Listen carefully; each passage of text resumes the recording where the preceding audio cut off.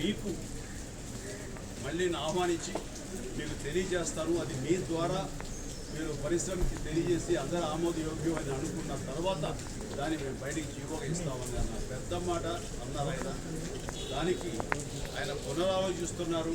పునర్నిర్మితంగా దాన్ని నిర్మాణాత్మకంగా ఆ జీవోని మళ్ళీ పరిశీలిస్తాంగా నేను ఇండస్ట్రీలో ఉన్నటువంటి వాళ్ళకి కానీ థియేటర్స్ వారికి కానీ 50 మందికి ఒక వ్యక్తిగా నేను తెలియజేసుకున్నాను. ఈ పరిశ్రమ ఉండే మనిషిగా పెద్దగా కాదు, ఒక బిడ్డగా మీరెవరూ కూడాను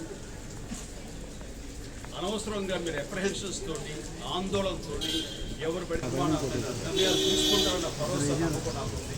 నా మాటను మన్నించి మీరందరూ సంయమనం పాటించాలి.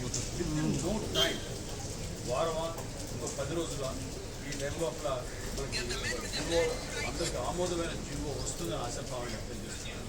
అలాగే చిన్న సినిమాలకు సంబంధించి కూడాను ఆ కోరిక కూడా వారు ముందు పెట్టినప్పుడు దాన్ని కూడా సానుకూలంగా స్పందించి అది ప్రభుత్వంలో తీసుకుంటాం అని అంటాం అన్నది ఆయన మన ఇచ్చేటటువంటి సూచనల్ని ఆయన నామతంగా కాకుండా డీప్గా దాన్ని అర్థం చేసుకుంటూ దాన్ని ఆచరించాలి. దానికి గాను సంతోషం వ్యక్తం చేస్తాను.